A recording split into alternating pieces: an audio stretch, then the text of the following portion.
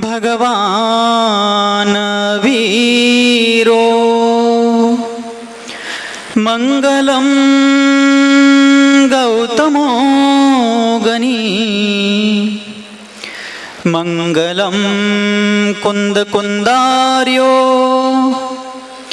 जैन धर्मोस्तु मंगलम सर्वमंगल मांगल्यम सर्वकल्याणकारकम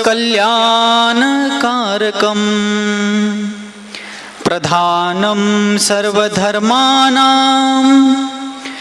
जैनम जयतु शासनम वंदे शांति सागरम वंदे सन्मति सागरम।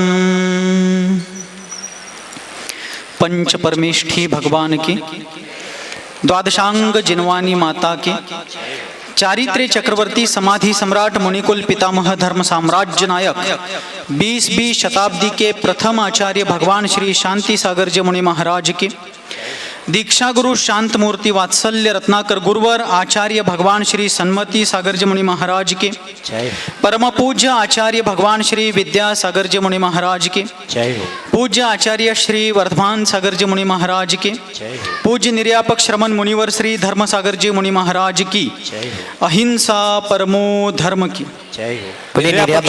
पूज्य विद्यासागर जी गुरुदेव की, समस्त मुनि संघ की। सूर्य अस्त झाल्यानंतर देखील, सूर्य मावळल्यानंतर देखील बराच वेळ त्याचा प्रकाश घराकडे परतणाऱ्यांना त्यांची परतण्याची वाट दाखवत असतो. फूल कोमेजल्यानंतर देखील जगणाऱ्यांना मरण्याच्या दिशेनं वाटचाल करत असून देखील इतरांना काहीतरी देऊन तुम्ही आपलं जीवन संपवावं याची वाट दाखवत असतं. अशीच या जगाच्या पाठीवरती काही माणसं असतात की ज्यांचं जगणं आणि ज्यांचं मरणं आपल्या उद्धाराबरोबरच प्राणी मात्रांच्या कल्याणासाठी, मानव जातीला प्रेरणा देण्यासाठी त्यांचं जगणं आणि त्यांचं मरणं असतं. अशाच महनीय व्यक्तित्वाचं नाव आहे ॲडव्होकेट वीराचार्य बाबासाहेब कुचनुरे, ज्यांच्या महानतम व्यक्तित्वाचं स्मरण करण्यासाठी, ज्यांच्या अलौकिक विचारांचा वारसा जपण्यासाठी आणि पुढच्या पिढीसाठी तो वसा द्यावा या उद्देशानं कल्पद्रुम पतसंस्थेच्या संचालकांनी, त्यांच्या कार्यकर्त्यांनी, त्या परिवारानं या ठिकाणी या कार्यक्रमाचं आयोजन केलं. आत्ताच तासभर आपण ज्यांचं वक्तव्य ऐकलं, ज्यांच्या वक्तव्याच्या माध्यमातून युवा पिढीमध्ये नवसंचार संचारला पाहिजे, नवीन स्फूर्ती उतरली पाहिजे, असे मान्यवर वक्ते नितीन बानुगडे पाटील यांनी अत्यंत शब्दबद्ध पद्धतीनं आपले विचार आपल्यासमोर मांडले. एक कुशल वक्ता म्हणून आज ते महाराष्ट्रामध्ये ख्यातनाम आहेत. मीही दीक्षा घेण्यापूर्वी त्यांचं एक भाषण छत्रपती शिवाजी महाराजांच्यावरती ऐकलं होतं आणि त्यातला एक संदर्भ, एक वाक्य आज सांगून मगच माझ्या विषयाकडे वळण्याचा मानस. कारण ज्या गोष्टीकडे आज आपण पाहतो आहोत, ज्याची आवश्यकता आपल्याला जाणवते आहे, त्यासाठी ते वाक्य आज मला या ठिकाणी प्रासंगिक वाटतं. त्यांनी एका ठिकाणी शिवाजी महाराजांचा इतिहास सांगितलं होतं की जो इतिहास विसरतो तो इतिहास घडवू शकत नाही, आणि जो इतिहास घडवतो तो इतिहास विसरू शकत नाही. हा देखील एक इतिहास आहे. आपल्यालाही भविष्यात वीराचार्य घडवायचे असतील तर भूतकाळामध्ये इतिहासात झालेल्या वीराचार्यांना आठवावं लागेल. त्यांचे आचार, त्यांचे विचार समजून घेऊन आपल्या जीवनात उतरवण्याचा प्रयत्न आपल्याला करावा लागेल. मगाशीच आपल्या विषयाचा प्रारंभ करताना त्यांनी सांगितलं, जय जिनेंद्र विषयाचं विश्लेषण करताना त्यांनी सांगितलं की ज्यांनी इंद्रियाला जिंकलं, ज्यांनी मनाला जिंकलं, ज्यांनी स्वतःवरती, आपल्या भावनांवरती विजय प्रस्थापित केला ते म्हणजे जिन. कर्मा रातीन जयती इति जिनः. संस्कृत भाषेच्या विद्वानांनी जिन शब्दाची व्याख्या करताना सांगितलं की ज्यांनी कर्मरूपी शत्रूंना पराजित केलं, ज्यांनी पापावरती विजय प्रस्थापित केला ते म्हणजे जिन. आणि अशा जिनेंद्र भगवंतांनी संपूर्ण विश्वातल्या प्राणीमात्रांच्या उद्धारासाठी रत्नत्रय स्वरूप मोक्ष मार्गाचं वर्णन केलं. सगळ्या प्राणीमात्रांना भवसमुद्रातून पार होण्यासाठी धर्मरूपी अभेद्य नौका प्रदान केली. आणि त्याच जिनधर्माचं वर्णन करत असताना स्वतंत्र भारताचे दुसरे राष्ट्रपती कोण हो? माहिती नाही? स्वतंत्र भारताचे दुसरे राष्ट्रपती डॉक्टर सर्वपल्ली महाराज. जरा स्टार्टर मारायला लागते हो, आणि त्यात 2-3 तास झालं बसलोय, त्यामुळं आता मरगळ आलेली आहे. मी ही फार वेळ लांबवणार नाही, थोडक्यात आवरण्याचा प्रयत्न करतोय. तर त्या ठिकाणी डॉक्टर सर्वपल्ली राधाकृष्णन जे भारताचे स्वतंत्र भारताचे दुसरे राष्ट्रपती द्वितीय होते, पण विचारामध्ये अद्वितीय असणारं ते एक व्यक्तित्व. आणि त्यांनी इंडियन फिलॉसॉफी या आपल्या इतिहास दर्शक एका ग्रंथामध्ये आपले विचार जैन दर्शनाबद्दल मांडताना सांगितलं, India stands unique in the world for spiritual and philosophical development. The credit goes to the Jains and Jainism. भारताचं आज विश्वपटलावरती अध्यात्म आणि तत्वज्ञानाच्या जडणघडणीमध्ये जे अद्वितीय स्थान आहे, त्याचं श्रेय निसंशयपणे जर कोणाला जात असेल तर ते जैन संस्कृती आणि जैन सिद्धांत यालाच ते श्रेय जातं. असं अजैन असणारे, अजैन कुलात उत्पन्न झालेले डॉक्टर सर्वपल्ली राधाकृष्णन म्हणतात. सांगण्याचा मतितार्थ हा आहे, आपल्या लोकांनी, आपण लोकांनी आपल्या संस्कृतीचा, आपल्या धर्माचा गोडवा गायला, मोठेपणा सांगितला, त्यात फार काही मोठं तथ्य नाही आहे. एक अजैन व्यक्ती सुद्धा जैन दर्शनाचा अभ्यास करून त्याचा एवढा मोठा या ठिकाणी डंका वाजवतोय. अशा जैन संस्कृतीमध्ये 24 तीर्थंकर वर्तमान काळामध्ये झाले, हजारो लाखो करोडो आचार्य होऊन गेले, आणि नंतर पुढं ही श्रमण परंपरा जशी जशी पंचम काळामध्ये आली आणि द्रव्य क्षेत्र कालभावाच्या निमित्तानं तिला ग्रहण लागत गेलं.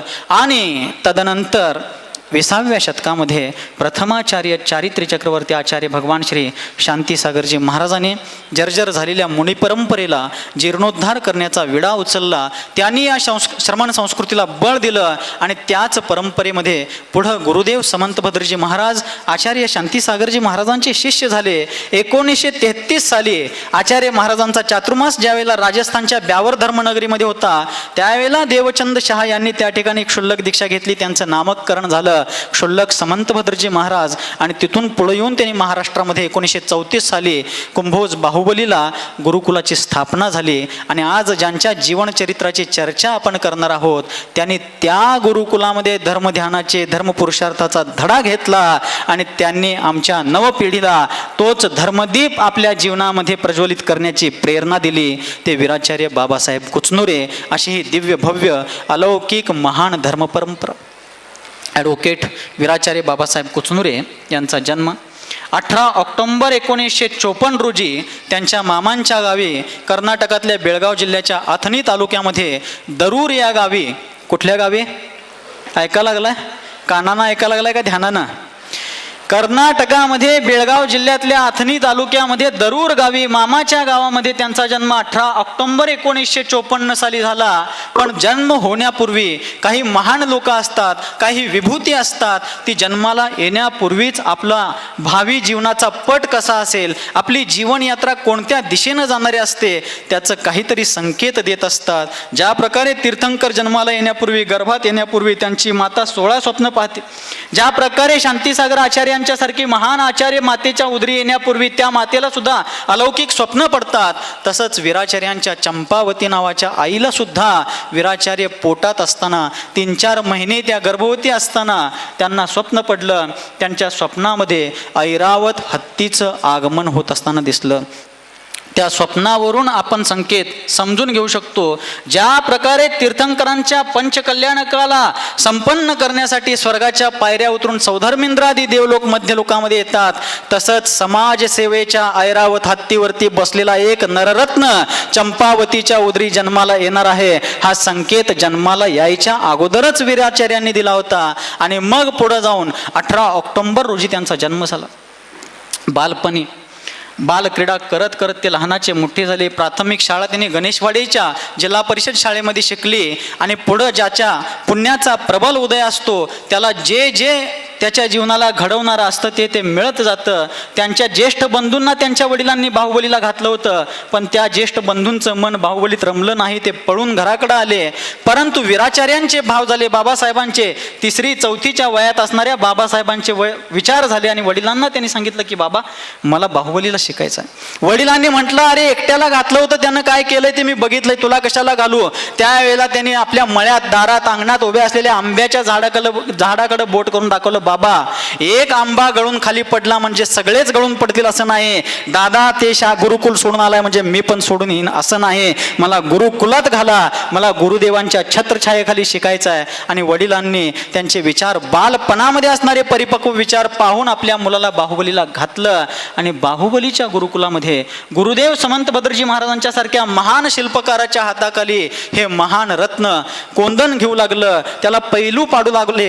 आणि त्यानंतर 10वी पर्यंत अत्यंत चांगल्या प्रकारे त्यांनी धर्मनीतीचे धडे घेतले. शालेय शिक्षण सुद्धा ग्रहण केलं. आणि पुढं जाऊन कॉलेजचं शिक्षण त्यांनी याच जयसिंगपूर नगरीमध्ये घेतलं. आणि लॉचं शिक्षण, कायद्याचं शिक्षण, नीतीचं शिक्षण कोल्हापूरच्या लॉ कॉलेजमध्ये घेतलं. आणि पुढं वकिलीमध्ये पास झाल्यानंतर सांगली बोर्डिंगमध्ये राहून त्यांनी आपलं करिअर चालू केलं. पण ज्याचं व्यक्तिमत्व स्वतःच्या स्वार्थासाठी नव्हे तर परमार्थासाठी समर्पित आहे, तो कुठल्या तरी विहिरीमध्ये स्वतःचं विश्व निर्माण करू पाहत नाही.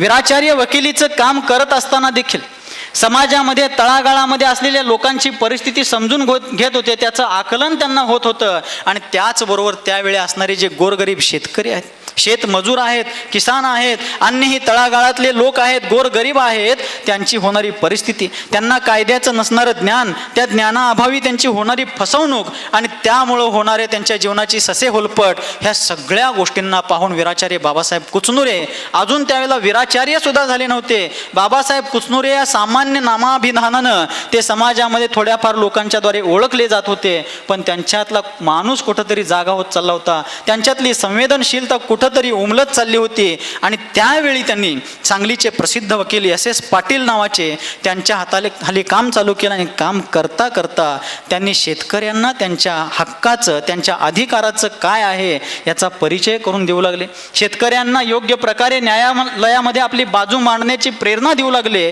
त्यांना योग्य प्रकारे कायद्याच्या चौकटीनं पुढे जाऊन आपल्या हक्काचं, आपल्या अधिकाराचं मिळवण्याची त्यांना प्रेरणा देऊ लागले. आणि त्याचबरोबर त्यांच्या नजरेमध्ये येऊ लागलं की शेतकऱ्यांची पोरं शिक्षणाच्या अभावी, बेरोजगारीच्या निमित्तानं व्यसनाधीनतेकडे वळत चाललेली आहेत. आमची पोरं कुठंतरी दुराचाराच्या खाईमध्ये, दुराचाराच्या दरीमध्ये लोटत चाललेली आहेत. हे जेव्हा वीराचार्यांच्या लक्षात आलं, त्यावेळी त्यांनी या युवा पिढीसाठी काहीतरी आपण केलं पाहिजे अशी प्रतिज्ञा केली. आणि हे सगळं करत असताना गुरुकुलामध्ये बाहुबली ब्रह्मचर्य आश्रमामध्ये शिकलेले संस्कार कुठंतरी त्यांना खुणावत होते, प्रेरित करत होते. आणि त्याच वेळी त्यांच्या हाती महामहिम चारित्र्य चक्रवर्ती आचार्य भगवान श्री शांतीसागरजी महाराजांचं जीवनचरित्र अर्थात चारित्र्य चक्रवर्ती हा ग्रंथ सापडला. कोणी वाचलाय का हो? आपण किती जणांनी वाचलाय? 1, 2, 2.5, पावणे 3. त्यांचा नावाचा जय जयकार करताना आमचा गळा वाळून येतो. पण त्यांच्या जीवनचरित्राला वाचायला मात्र आम्हाला सवड नाही. या का महाराज? ना मग सैक सवडीला नाही.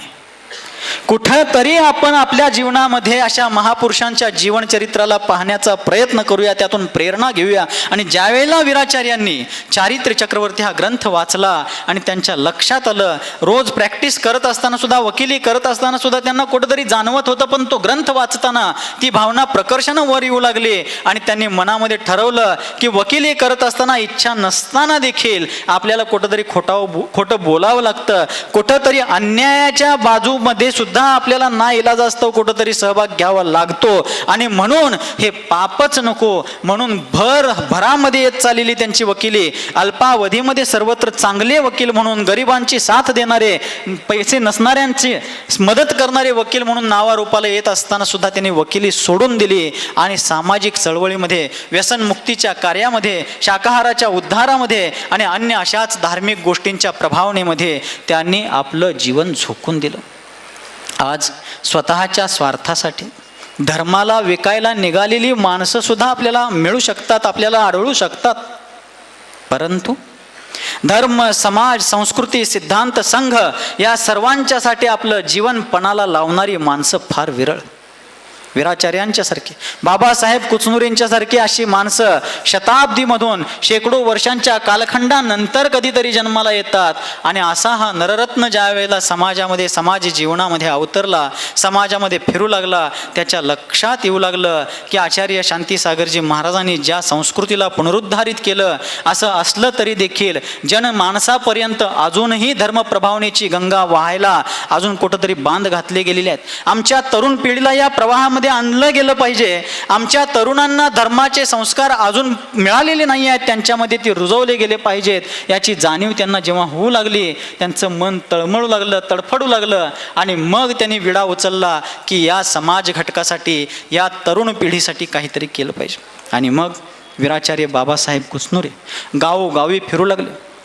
गावागावामध्ये जाऊन तरुण पोरांना गोळा करणं, त्यांचं मार्गदर्शन करणं, त्यांना समाजहित म्हणजे काय, समाज म्हणजे काय, आणि आम्ही म्हणजेच समाज, या समाजामुळंच आमचा धर्म आणि धर्मामुळं देश, या सगळ्या गोष्टींचं महत्त्व पटवून देण्याबरोबरच त्यांनी त्या मुलांना निर्व्यसनीपणा, शुद्ध शाकाहार आणि सदाचाराचे धडे देण्याचा कार्य प्रारंभ केलं. असंच एके दिवशी वीराचार्य बाबासाहेब कुचनुरे आष्टा या गावी गेले होते. आपल्या सांगली जिल्ह्यामध्ये वाळव्याजवळ इस्लामपूर रोडवरती आष्टा नावाचं एक गाव.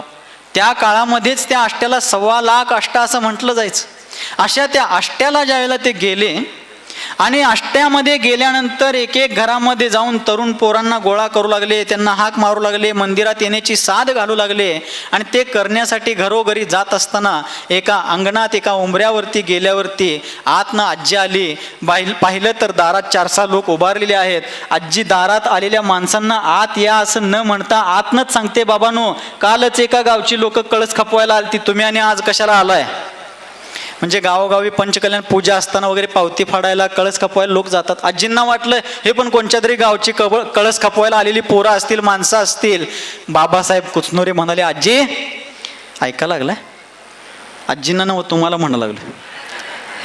कुचनुरे सर म्हणाले, आजी आम्ही कळस खपवायला आलो नाही, तुमच्या घरात आळस करत पडलेल्या पोराला समाजाचा कळस बनवण्यासाठी या ठिकाणी आलोय, पाठवा तुमच्या नातवाला.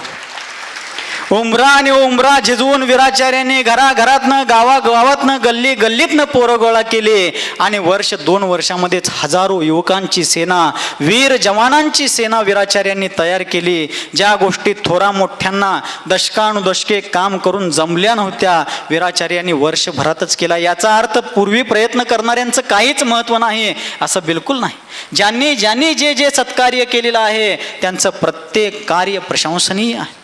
पण वीराचार्य बाबासाहेब कुचनुरे एक लाघवी व्यक्तिमत्व, एक चुंबकीय व्यक्तिमत्व. पण ते चुंबकीय व्यक्तिमत्व नेमकं होतं कसं?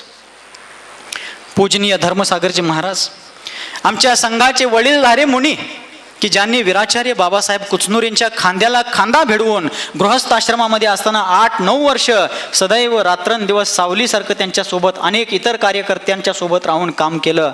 अशा धर्मसागरजी महाराजांच्याकडून आमचे समाधीस्थ मुनिवर श्री शांतीसागरजी महाराज असतील, समडोळीचे बापू ढोले असतील, राजगोंडा पाटील, अशा अनेक गावोगावच्या कार्यकर्त्यांच्याकडून, त्यांच्या वेळी त्यांच्यासोबत सावलीसारखं फिरणाऱ्या लोकांच्याकडून वीराचार्यांचं जीवन ऐकण्याचं, समजून घेण्याचं मला एक भाग्य लाभलं. परंतु माझ्या पुण्याचा अभाव होता, क्षीणता होती, की मला त्या व्यक्तित्वाला कधी भेटण्याचा प्रसंगच आला नाही. कारण त्यांच्या मृत्यूच्या 1 वर्ष 4 महिन्यानंतर मी जन्माला आलो.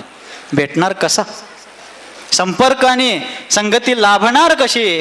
परंतु मोठ्या माणसांना भेटलो जरी नसेल, एखाद्या मुलाचा जन्म सूर्य मावळल्यानंतर जरी झाला तरी अंधार होण्यापूर्वीचा प्रकाश सुद्धा त्याला दुसऱ्या दिवशीची वाट दाखवू शकतो.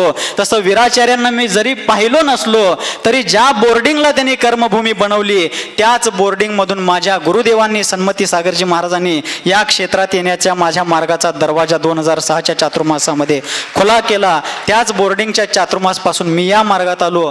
काहीतरी संयोगाची गोष्ट आहे. तर ज्या वेळेला वीराचार्य बाबासाहेब कुचनुरे सांगली बोर्डिंगमध्ये राहायचे, विद्यार्थी दशेमध्ये बाहुबलीत शिकल्यानंतर, वकिली सोडल्यानंतर जेव्हा ते बोर्डिंगमध्ये राहू लागले, सामाजिक काम्य करू लागले आणि बोर्डिंगमध्ये शिकणाऱ्या मुलांना समाजकार्याची चळवळ शिकवू लागले, त्यावेळेला मुलांना लवकर उठण्याची प्रेरणा द्यायची, प्रार्थनेसाठी बोलवायचे. भगवंतांचं दर्शन, जिनदर्शनाची महिमा काय, जैनत्वाचं पहिलं लक्षण जिनदर्शन आहे. रात्री भोजनाचा त्याग करणे, जलगालन, गाळलेलं पाणी पिणं, या सगळ्या मौलिक आणि प्राथमिक गोष्टी शिकवू लागले. पण तरुण पोरं, दिवसभर शाळा शिकलेली, कॉलेज केलेली पोरं पहाटे लवकर उठत नव्हती. म्हणून वीराचार्यांनी कधीही त्यांच्या तोंडावर पाणी शिंपडलं? तुम्ही तुमच्या पोरांच्या तोंडावर पाणी शिंपडताय की नाही? वीराचार्य बाबासाहेब कुचनुरेंनी कधी पोरांच्या तोंडावर पाणी शिंपडून त्यांना उठवलं नाही. बोर्डिंगमध्येच नव्हे, कुठल्याही पूजेला, कुठल्याही सल्लेखनीच्या कार्यासाठी स्वयंसेवक म्हणून पोरांना घेऊन गेले तर तिथं त्या पोरांच्या तोंडावर पाणी शिंपडून उठवलं नाही. तर सकाळच्या वेळी पोरांच्या खोलीमध्ये जायचे, एक हाक मारल्यावर ते उठले नाहीत पोरं तर त्यांच्या पायाजवळ बसून त्यांचे पाय दाबायला लागायचे. मोठ्या माणसांच्या कल्पना पण मोठ्याच असतात. आणि वीराचार्य त्या पोरांचे पाय दाबायचे. पाय दाबले गेल्याबरोबर पोरं ओळखायचे, अरे सर आलेत. ज्यांचे पाय आम्ही आमच्या मस्तकावरती धारण केले पाहिजे, ज्याने आमच्या जीवनाला खऱ्या अर्थानं माणुसकीचा कोंदण दिलं, तो माणूस माझा पाय दाबतोय, या संकोचानं पोरं चटकन उठून बसायचे. लगेच त्यांच्या हाकेसरशी प्रार्थनेला यायची, अभिषेकला यायची, पूजेला यायची. असं धर्मसागरजी महाराजांनी सांगितलं. आणखीन एक प्रसंग की सर ज्या वेळेला बोर्डिंगमध्ये होती, मोठी माणसं मोठी का होतात? एखादा नेता, आता नेता शब्दाचा अर्थ या ठिकाणी आपण मंचवरती सुद्धा आपल्या समाजाचे अनेक प्रतिष्ठित नेते बसलेले आहेत, पण नेताचा अर्थ फक्त राजकीय क्षेत्रातला व्यक्तीच असा होत नाही. नेता शब्दाचा अर्थ नेणारा. काय करणारा? नेणारा. संस्कृत भाषेमध्ये एक नेतृ नावाचा धातू आहे. धातू म्हणजे वर्ब, क्रियापद. नेतृ म्हणजे नेणारा, घेऊन जाणारा. कुठं घेऊन जाणारा? विकासाच्या दिशेनं, कल्याणाच्या दिशेनं, हिताच्या दिशेनं, स्वतःबरोबरच इतरांनाही घेऊन जो जाणारा आहे त्याला नेता म्हणायचं. तर त्या पोराने विचार केला की आमचा नेता, की ज्यानं आम्हाला माणुसकीच्या मार्गावरती नेला आहे, तो आमचं पाय दाबतो आहे. ते पाय दाबण्याचं स्पर्श पाहूनच पोरं उठून बसायचे. धर्मसागरजी महाराज सांगतात की ज्या वेळेला रात्रीच्या वेळेला पोरं झोपायची, त्यावेळेला मध्यरात्री वीराचार्य उठायचे आणि बोर्डिंगमधली संडास, बाथरूम स्वतः खराटे घेऊन, पाणी घेऊन धुवून काढायचे. बऱ्याच वेळेला पोरांनी त्या ठिकाणी शोधण्याचा प्रयत्न केला की अरे संडास स्वच्छ करतंय कोण? बोर्डिंगमध्ये इतकेशे कर्मचारी नसताना इतकी सफाई असते कशी? त्या वेळेला फार शोधूनही सापडलं नाही. पण योगायोगानं एके दिवशी रात्रीच्या वेळेला आजारी असणारा एक मुलगा अवेळीच आपल्या मलमूत्र विसर्जनाच्या क्रियेसाठी उठला आणि त्याच्या निदर्शनास आलं की ज्या माणसानं आमचं नेतृत्व केलं पाहिजे, ज्याचे पाय आम्ही धुतले पाहिजेत, तो आमची संडास धुतोय, तो आमच्या शौचालयांची सफाई करतोय. आज मला नेता या शब्दाला पकडून सांगायचं आहे, कृपया कोणीही गैरसमज करून घेऊ नये. इथं राजकीय अथवा अन्य कोणताही संदर्भ नाही आहे. नेता म्हणजे नेणारा. नेता कसा असला पाहिजे? ज्यानं स्वतः अगोदर कृती केली आणि कार्यकर्त्यांना, पाठीमागच्या स्वयंसेवकांना हे कार्य करा रे म्हणून सांगितलं. हे सांगण्याची गरजच खऱ्या नेत्याला पडत नाही. त्याचं कार्य पाहूनच कार्यकर्ते निर्माण होतात. असा नेता म्हणजे वीराचार्य बाबासाहेब कुचनुरे. तो कोणत्याही राजकीय क्षेत्रामध्ये नव्हता, तो कोणत्याही कुठल्याही मोठ्या पदावरती नव्हता, पण जनाच्या मनाच्या साम्राज्यावरती साम्राज्य घडवणारा, एक अनभिषिक्त साम्राज्य करणारा असा तो सम्राट. असे वीराचार्य बाबासाहेब कुचनुरे ज्या वेळेला गावोगावी फिरू लागले, चळवळ चालू केली, पोरांना गोळा करू लागले, स्वच्छतेची मोहीम, वृक्षारोपणाची मोहीम, साधू संतांच्या सेवेची मोहीम, मोठमोठे पूजा पंचकल्याणकांची आयोजनं, ही सगळी सेवा दलाची मंडळी ज्यावेळेला आपल्या खांद्यावरती, आपल्या शिरावरती घेऊ लागली, त्यावेळेला समाजामध्ये एक नवचैतन्य संचारू लागलं. पण त्यावेळी गावागावामध्ये वीराचार्यांना पोचण्यासाठी अपार कष्ट घ्यावे लागले. आज तुम्ही सगळेजण अर्ध्या तासात म्हणजे 50-100 किलोमीटरची यात्रा करू शकाल अशी संसाधनं, अशा प्रकारची वाहनांची व्यवस्था आपल्याकडं. पण ज्या वेळेला बाबासाहेब कुचनुरे समाज जीवनामध्ये आले, त्यावेळेला वाहनांची इतकी सोय नव्हती. बोर्डिंगमध्ये राहून आसपासच्या पंचक्रोशीमध्ये 5, 25, 30, 40 किलोमीटरचा प्रवास सायकलनं करत त्या गावात जायचं, तिथलं काम उरकायचं, शाखेचं स्थापना करायची, स्वयंसेवकांचं नोंद घ्यायची, त्यांच्या स्वाक्षऱ्या घ्यायचं, त्यांना समाज कार्य घडवण्याची प्रेरणा द्यायची, तिथून परत बोर्डिंगला यायचं. पण हे सगळं करत असताना त्यांना किती हाल सोसावे लागले. त्या इतिहासाकडं पाहिलं तर संवेदनशील माणसाच्या पोटामध्ये पीळ पडल्याशिवाय राहणार नाही. धर्मसागरजी महाराज वगैरे त्यांच्यासोबत काम केलेली लोक सांगतात की ज्या वेळेला बाबासाहेब कुचनुरे बोर्डिंगवरून एखाद्या गावात जायचे, लोक साधी भोळी होती, फारसं त्यावेळेला प्रासंगिकता समयसूचकता लोकांच्या मध्ये बऱ्याच वेळेला असायचं नाही. आणि बाबासाहेब कुचनुरे ज्या वेळेला एखाद्या गावात पहिलाच सूचना करून पोचायची की आज तुमच्या गावात आम्ही शाखा नोंदणीसाठी येणार आहोत, स्वयंसेवकांना घेण्यासाठी येणार आहोत, कोणत्याही कामासाठी येणार आहोत, ही सूचना करून तिथं पोचायचे. पण तिथं पोचल्यानंतर काम करून ते निघले तरीसुद्धा तिथल्या लोकांच्या बऱ्याच वेळेला लक्षात येत नव्हतं की अरे सरांना आपण जेवायचं विचारायचं राहिलंच की. त्या गावचे लोक विचार करायचे बोर्डिंगमधनं आल्यात म्हटल्यावर तिथं जेवून आले असतील. आणि दिवसभर त्या गावागावातनं फिरून बोर्डिंगवरती आल्यावरती पोरं विचार करायची एवढं दिवसभर गावाकडे गेल्यात, सगळ्या गावात गेल्यात, तिथनं बिना जेवता येतात काय. बोर्डिंगवरही जेवण नाही, गावातही जेवण नाही, दोन्ही घरचा पाहुणा उपाशी ही म्हण बाबासाहेबांच्या बाबतीत बऱ्याच वेळेला लागू झाली. पण त्या बहादरानं कधीही कुठल्या गावात जाऊन सांगितलं नाही की अरे मी बोर्डिंगवरती जेवलो नाही, गडबडीत तसंच आलो आहे, काहीतरी जेवायची व्यवस्था करा, चहा पाण्याची व्यवस्था करा, काहीतरी सरबत आणा, बिस्लेरीच्या बाटल्या आणा, काहीतरी करा की रे. कधीच नाही. आणि बोर्डिंगवरती आल्यानंतर कुठल्या मुलांना विचारलं नाहीत मेसमध्ये काय जेवण शिल्लक राहिलंय का बघ, कारण ती येतच होते रात्री. चारित्र्य चक्रवर्ती ग्रंथ वाचल्यानंतर त्याने गुरुदेव समंत भद्रजी महाराजांच्याकडून जन्म ब्रह्मचर्य व्रत स्वीकार केलं होतं, रात्री भोजनाचा त्याग केला होता, सदाचरणाचा धडा स्वतःच्या जीवनामध्ये उतरवला होता, रात्री भोजन त्याग, सप्तव्यसनांचा त्याग आणि श्रावकांच्या यथोचित संयम व्रतांचं पालन करण्याचा प्रयत्न करतच समाजकार्य करत असताना देखील त्यांच्या पोटाची मात्र अशी हेळसांड होत होती. पण याचा अर्थ असा नव्हता की त्यांच्या बोर्डिंगमध्ये जेवणाची काही तरतूद नव्हती. त्यांच्या घराकडून गणेशवाडी, अर्थातच नावाला गणेशवाडी परंतु वास्तविक त्यांचं वास्तव्य गणेशवाडी आणि हसूरच्या मध्ये कृष्णा नदीच्या अलीकडं हसूरच्या एका मळ्यामध्ये त्यांच्या शेतामध्येच त्यांचं वास्तव्य होतं. त्यांच्या मळ्यातून रोज बोर्डिंगवरती त्यांच्या घरातले लोक टिफिन पाठवत होते, डबा पाठवत होते, पण शक्यतो सर बोर्डिंगवरती असायचेच नाही.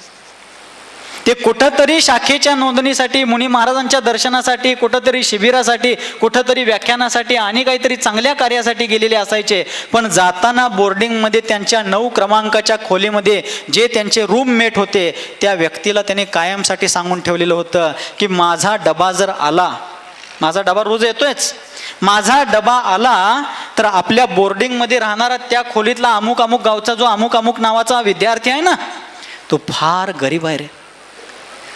बोर्डिंगच्या मेसमध्ये भरण्या एवढे पैसे त्याच्याकडे नाहीत, म्हणून त्याच्यावरती बऱ्याच वेळेला लाचारीची वेळ येते. बोर्डिंगचे लोक त्याला भोजन देऊ पाहतात, पण तो स्वाभिमानी वृत्तीचा आहे, तो तिथं जेवत नाही, पैसे नाहीत म्हणून तो जेवायला संकोच करतोय. तो असं कर, मी इथून जाणार आहे, मी आज येणार नाही आहे, माझा डबा आला तर तू मात्र माझा डबा कोणाला दे, त्या मुलाला दे.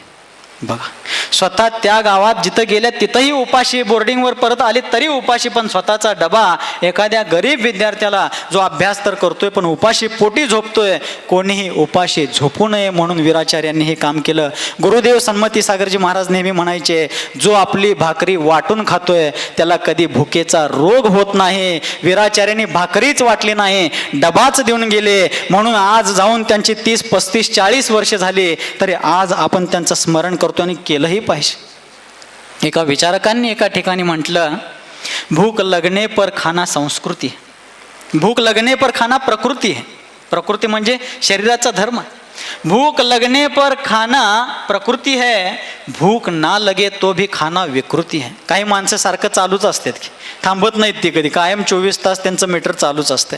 भूक लगने पर खाना प्रकृती है, भूक ना लगने पर खाना विकृती है, स्वयं भूखे रहकर दूसरों को खिलाना बाबासाहेब कुचनुरे की संस्कृती है. असे संस्कार जपणारा हा महामानव, स्वतःच्या वेदनांची, स्वतःच्या दुखण्याची, स्वतःच्या त्रासाची कधीही तमा न बाळगणार असा हा महान व्यक्ती वीराचार्य बाबासाहेब कुचनुरे. ज्या वेळेला त्यांचं कार्य पाहून गुरुदेव समंतभद्रजी महाराज असतील, आर्यनंदीजी महाराज असतील, जयभद्रजी महाराज असतील, अशा अनेक त्यावेळचे महाबलजी महाराज असतील, अशा अनेक त्यावेळच्या प्रसिद्ध गणमान्य जनमान्य आणि अत्यंत महानतम साधकांनी त्यांना निरंतर आश्रय दिला, त्यांना निरंतर मार्गदर्शन केलं, त्यांना प्रेरणा दिली, त्यांना शक्ती आणि स्फूर्ती देखील दिली आणि समाजालाही त्यांचं सहकार्य करण्याची आज्ञा दिली. आणि हे सगळं कार्य करत असताना वीराचार्यांनी मुलांच्यासाठी, तरुण युवकांच्यासाठी एक संस्कार शिबिराचं प्रारंभ केला. दरवर्षी ते आपल्या मुलांना, सेवा दलाच्या मुलांना कुंथलगिरीला घेऊन जाऊ लागले आणि कुंथलगिरीमध्ये 2 दिवसांचं 3 दिवसांचं असं शिबिर त्या ठिकाणी घेऊ लागले. मुलांना जैनत्वाचे धडे लिहू लागले आणि ते देत असताना पुढची पिढी कशी घडेल याचा निरंतर रात्रंदिवस प्रयत्न करू लागले. पण त्यांचा प्रयत्न किती प्रॅक्टिकली होता याचा प्रसंग धर्मसागरजी महाराजांच्याकडून मी ऐकला. बोर्डिंगमधून, सांगलीचं जे शेठ राधदावडा दिगंबर जैन बोर्डिंग आहे, तिथून सगळ्या बसेस 5-10 जितक्या बसेस असतील त्या बोर्डिंगच्या दारातूनच सगळ्या बसेस कार्यकर्त्यांना शिबिरसाठी घेऊन कुंथलगिरीला जायच्या. मिरज मार्गे, मिरज भोसे या मार्गाने जात होत्या आणि तिकडं जात असताना ज्या वेळेला मिरजेत पोहोचायच्या, सिद्धिविनायक कॅन्सर हॉस्पिटल समोर ज्या वेळेला बसेस यायच्या, वीराचार्य अगोदरच सगळ्या बसेसमध्ये असणाऱ्या त्या बसमध्ये असणाऱ्या मुख्य कार्यकर्त्यांना सूचना देऊन ठेवायचे आणि तिथं गेल्यानंतर बसेस थांबायच्या आणि प्रत्येक बसमधले मुख्य स्वयंसेवक, मुख्य आयोजक जे असतील त्यांना अगोदरच वीराचार्यांनी सांगून ठेवलेलं आहे की इथं बस थांबल्यानंतर बसमध्ये असणाऱ्या प्रत्येक कार्यकर्त्याला, ह्या हॉस्पिटलमध्ये जीवन मरणाशी झुंजणाऱ्या व्यक्तीला आरोग्य लाभ व्हावा, त्याचं जीवनमान सुरक्षित व्हावं म्हणून 9 वेळा नमोकार मंत्राचे जाप्य करायला वीराचार्य बाबासाहेब कुचनुरे त्या हॉस्पिटलच्या बाहेर करायला लावायचे. आत जगणारा कोण, मरणारा कोण, धडपडणारा कोण, आणून भरती करणारा कोण, त्याच्यावर उपचार करणारा कोण, कोणाचा कोणाला काही परिचय नसताना एक मानवता म्हणून वीराचार्य बाबासाहेब कुचनुरे त्या हॉस्पिटल समोर सगळ्या बसेस रांगेत उभ्या करून त्या ठिकाणी त्या लोकांच्यासाठी जाप्य करायला लावायचे. आज आपल्याच घरामध्ये, आपल्याच गावामध्ये, आपल्याच शेजारी कोण प्राणांतिक वेदनेनं टाचा घासून मरतो आहे काय, कोण तगमगतोय काय, कोण तळमळतोय काय, याची चिंता, याची खबर, याचा विचार, याची संवेदना नसणारे कितीतरी लोक आज आपण पाहू शकतो. पण कुणाचं काहीही देणं घेणं नसताना अपरिचित लोकांच्यासाठी सुद्धा सद्भावना करणारा असा हा महान व्यक्तित्वाचा धनी आपण एका चरित्र ग्रंथामध्ये, क्षत्रचूडामणी नावाच्या चरित्र ग्रंथामध्ये वाचू शकतो की जीवनधर कुमारांनी मरणासन्न कुत्र्याला सुद्धा नमोकार मंत्र दिला आणि शूद्र अवस्थेमध्ये असणारा, तुच्छ जीवन जगणारा, उच्छिष्ट खात अभक्ष भक्षण करत, मल सेवन करत पेरणारा तो पाप वृत्तीचा कुत्रा देखील जीवनधर कुमारांच्या मुखकमलातून नमोकार मंत्राचं श्रवण करून स्वर्गीय विभूतीचा स्वामी होतो. इथं तर वीराचार्यांनी हाडामासाच्या माणसांच्यासाठी नमोकार मंत्राचे जाप्य करायला लावले. ज्यांच्यासाठी जाप्य केले त्यांना लाभ हो ना हो, पण ज्यांनी जाप्य केले त्यांच्यामध्ये माणुसकीची बीज त्या निमित्तानं पेरली गेली. आपण सुद्धा आपल्या घरामध्ये असणाऱ्या बालचमूंना, आपल्या घरामध्ये असणाऱ्या पुढच्या पिढीला हा वारसा देण्याचा प्रयत्न करूया. नुसता या गोष्टी इथं बसून ऐकलो, घराकडे निघून गेलो तर काही फरक पडणार नाही. आज मी या ठिकाणी आपल्या सर्वांना कळकळीनं सांगू इच्छितो की तुमच्या मुलांना, कोणाला, तुमच्या मुलांना भरपूर संपत्ती देण्यापेक्षा उत्तम संस्कार द्या. तुमची पोरं आपोआप संपत्ती घडवतील, आपोआप संपत्ती कमावतील. त्यांना संपत्ती देण्याची गरज नाही, चांगले संस्कार देण्याची गरज आहे. म्हणून चांगले संस्कार द्या. आज आपण ऐकतोय, आज आपण पाहतोय, काय ऐकतोय की 6वी 7वी 8वीची मुलं ड्रग्ज, गांजा, अफीम असल्या सगळ्या गोष्टींचं सेवन करू लागली. 12-15 वर्षांची मुलं एकमेकांचा खून शाळेत करू लागली. 17-18 वर्षांच्या आतली मुलं बलात्कार करू लागली. त्याच्यापेक्षा कमी जास्त वयाची मुलं आज अक्षम्य गुन्हे करून बाल सुधार गृहामध्ये, कारावासामध्ये, तुरुंगामध्ये जाऊ लागली. तुरुंगामध्ये खचाखच गर्दी या गोष्टीमुळे होऊ लागली. याला कारण आहे संपत्ती दिली गेली पण संस्कार कमी पडले. वीराचार्यांना हेच त्या काळात जाणवलं होतं की संस्कार देण्याची गरज आहे. आणि म्हणून त्यांनी रात्रंदिवस आपल्या छातीची चाळण होईपर्यंत धावपळ केली. धाप लागून छाती फुटायची पाळी आली तरी तमा बाळगली नाही. डोळ्यामध्ये तेल घालून डोळ्याचं पूर्णपणे त्या ठिकाणी कोळसा व्हायचा प्रसंग आला तरी देखील त्यांनी डोळे मिटले नाहीत. अव्याहतपणे डोळे समाजहितासाठी उघडे ठेवून काम करत राहिले. पण आज आपण त्याकडं दुर्लक्ष करतो आहोत. आज आपण त्या वसा आणि वारशाला पुढं नेण्यासाठी कुठंतरी कमी पडतो आहोत. याच्यावरती आपण सर्वांनी विचार केला पाहिजे. मगाशीच या ठिकाणी अनेक विचारवंतांनी वीराचार्यांचं स्मारक निर्माण करण्यासाठी आपले विचार मांडले. कोणीतरी आपण शिवधनुष्य उचललं पाहिजे अशा प्रकारची भावना देखील व्यक्त केली. चांगली गोष्ट आहे. पण महाराष्ट्रामध्ये एक चांगले विचारक होऊन गेले, चंद्रशेखर गोखले. कोण म्हणा की, त्याने एक सुंदर चारोळी लिहिली. ते काय म्हणतात, स्मारक उभारून खरंच स्फूर्ती मिळते का? काय म्हणतात ते, स्मारक उभारून खरीच स्फूर्ती मिळते का? आता कितीतरी ठिकाणी स्मारक आहेतच की. स्मारक उभारून खरंच स्फूर्ती मिळते का? याचा अर्थ मी स्मारक उभारायच्या विरोधातला नाही आहे. स्मारक झालंच पाहिजे. परंतु फक्त एक वास्तू, एक इमारत उभी केली, तिथं 4 फोटो लावले, त्यांच्या काळातल्या 2 वस्तू तिथं ठेवल्या आणि आम्ही कुलूप घालून बाहेर पडलो, झालं उद्घाटन झालं, फीत कापली, दिवा लावला, मोकळे झालो, यात आमचं कर्तव्य पूर्ण होणार नाही. चंद्रशेखर गोखले एका ठिकाणी म्हणतात, स्मारक उभारून खरीच स्फूर्ती मिळते का? ते सवयीची झाल्यावर तिकडं नजर तरी वळते का? अर्थ कळला? कळला असेल सर्वांना. मराठीचे जाणकार आपण सगळे लोक आहोत. स्मारक उभारून खरीच स्फूर्ती मिळते का? ती सवयीची झाल्यावर तिकडं नजर तरी वळते? नाही वळत. एक 2-4 दिवस होय, काल स्मारकाचं पायाभरणी झाले, आज उद्घाटन झाले, काल हे आलते, आज ते बघायला आल्यात, 2-4 दिवस झाले, 9 दिवस झाले, त्याला कुलूप घातलं. त्या वर्षभर 6 महिने गेल्यावर तिथं जाऊन बघतोय तर आत सगळ्या जाळ्या लागल्या, दुरळा भरलाय. अशा स्मारकाला निर्माण करून त्यातून काही हित साधणार नाही. याचा अर्थ मी पुनश्च एकदा सांगू इच्छितो, मी स्मारकाचा विरोधक नाही आहे. ते अवश्य झालं पाहिजे.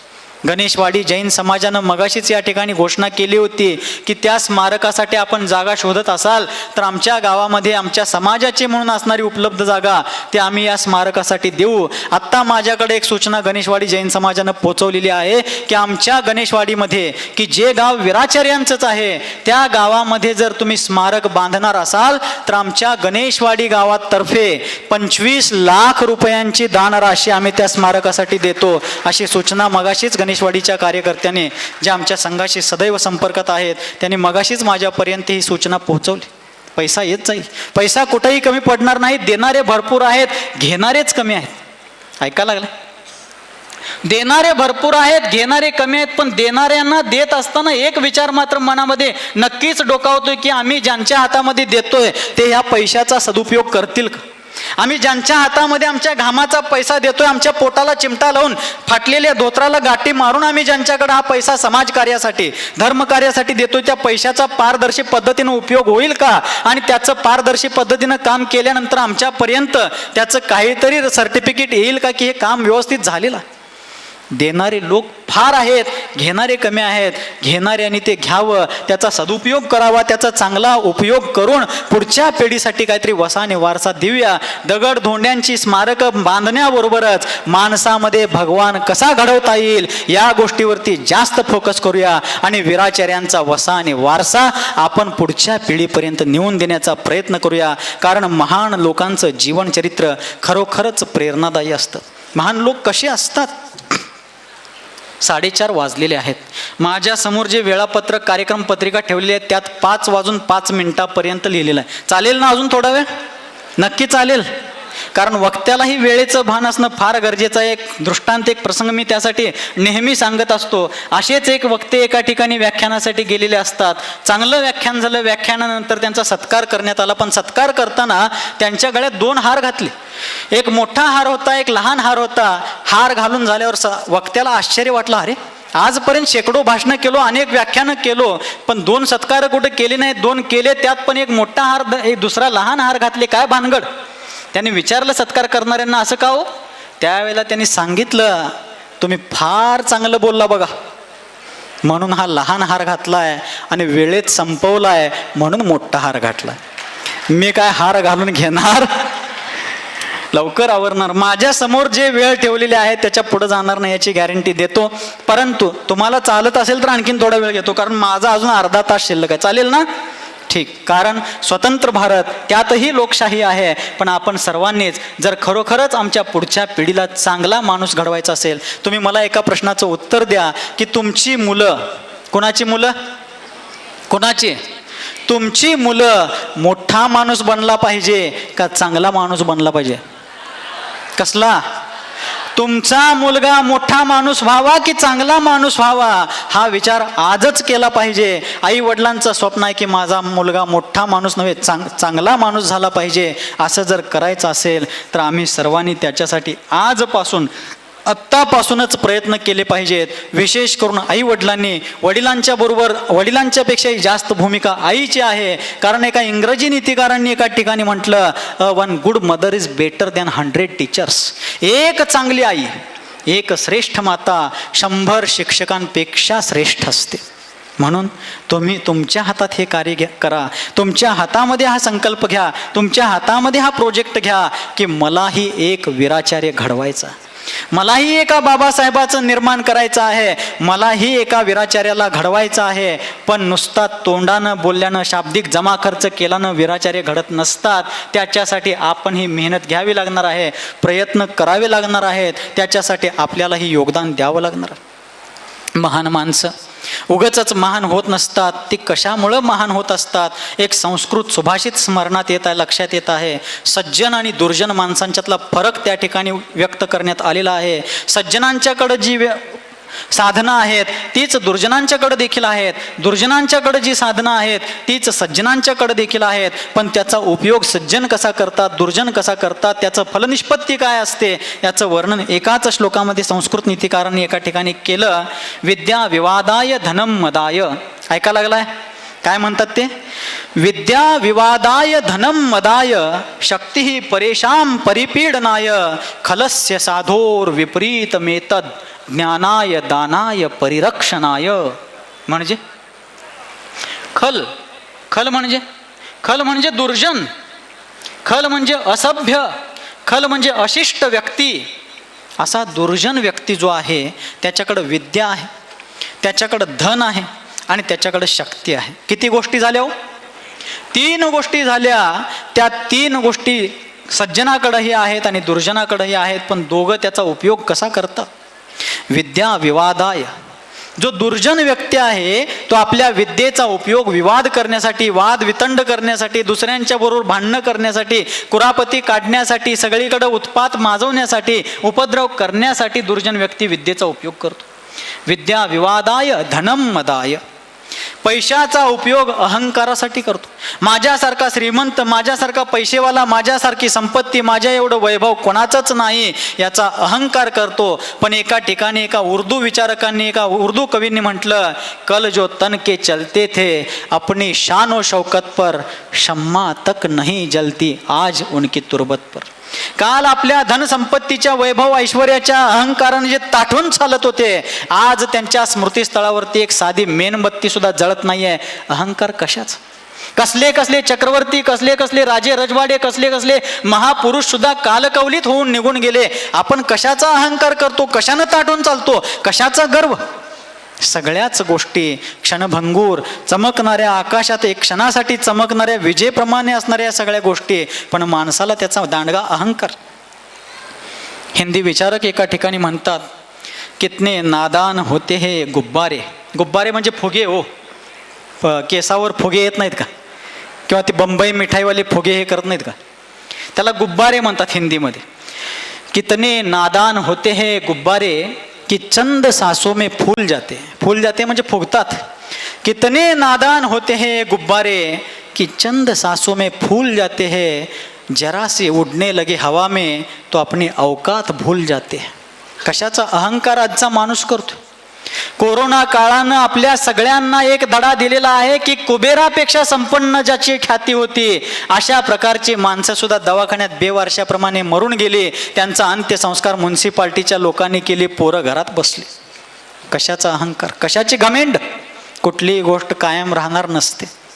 म्हणून आपल्या पूर्वजांनी एक मराठीत म्हण सांगितलेली आहे, एकाच धोत्रावर माणूस कधी म्हातारा होत, म्हणा की एकाच धोत्रावर माणूस कधीही म्हातारा होत. धोतर बदलत असतं, बदलावं लागतं, तशीच परिस्थिती बदलत असते. कशाचा अहंकार? विद्या विवाद आहे, माझ्या एवढा ज्ञानी कोण नाही, माझ्यासारखा वक्ता कोण नाही, माझ्या एवढे श्लोक, माझ्या एवढे सूत्र कुणालाच पाठ नाही आहे, या तालुक्यात या जिल्ह्यात माझ्यासारखे त्यागीवरती माझ्यासारखे महाराजच कोण नाहीत. अरे कशाचा अहंकार तुला? ज्या चारित्र्य चक्रवर्तींनी या श्रमण परंपरेचा जीर्णोद्धार केला त्यांना कोणीतरी विचारलं, महाराज शांतीसागरजी महाराज, 3 कम 9 कोटी मुनिराजांच्यात तुमचा कितवा नंबर? त्यावेळेला त्या महामहिम आचार्य देवांनी सांगितलं, बाबा रे माझा लास्ट नंबर. माझा कितवा नंबर? माझा लास्ट नंबर. ज्यांच्यामुळं आज सगळेजण पिंची, सगळे मुनी पिंची धरायला शिकले. माझ्यासारख्याला अजूनही पिंची कशी धरायचं ते सुद्धा अजून नीट जमत नाही, पण मला कोणतं विचारलं तर मी म्हणतो माझा पहिला नंबर. पण ज्यांनी ही पिंची घ्यायला आम्हाला शिकवलं ते म्हणतात अरे माझा लास्ट नंबर. किती विनम्रता, जिवंत मार्दव धर्म. म्हणून विद्या विवाद आहे. कशाला त्या विद्येचा ज्ञानाचा अहंकार? धनम मदाय. दुर्जन व्यक्ती त्या धनाचा उपयोग अहंकारासाठी करतो. शक्ती ही परेशान परिपीडनाय. आणि दुर्जन आपल्या शक्तीचा उपयोग दुसऱ्यांचा छळ कसा करता येईल, दुसऱ्यांचं मानसिक शारीरिक कशा प्रकारे शोषण करता येईल, कशा प्रकारे आर्थिक शोषण करता येईल, कशा प्रकारे दुसऱ्यांची कुचंबना करता येईल, कशा प्रकारे दुसऱ्यांना नाना प्रकारच्या यातना देता येतील आणि दुसऱ्यांचं कष्ट पाहून आपल्याला कसा आनंद होईल, मनोरंजन होईल, याच्यासाठी आज आपल्या शक्तीचा दुरुपयोग करणारी कितीतरी माणसं आपल्याला पावला पावलाला भेटतात. पण सज्जन त्याच्या विपरीत असतात. सज्जन त्याच्या उलट या 3 गोष्टींचा वापर करतात. विद्या विवादाय धनम मदाय शक्ती ही परेशान परिपीडनाय खलस्य साधोर विपरीत मेतद ज्ञानाय दानाय परिरक्षणाय. दुर्जनानं विद्येचा उपयोग विवादासाठी केला, तेच सज्जनानं त्या ज्ञानाचा उपयोग ज्ञानदानासाठी केला. वीराचार्य बाबासाहेब कुचनुरे असंच एक दिवस आपल्या मळ्यातनं, कोण गेलाय काय त्या मळ्यात? त्यांच्या मळ्यात कोण कोण गेला?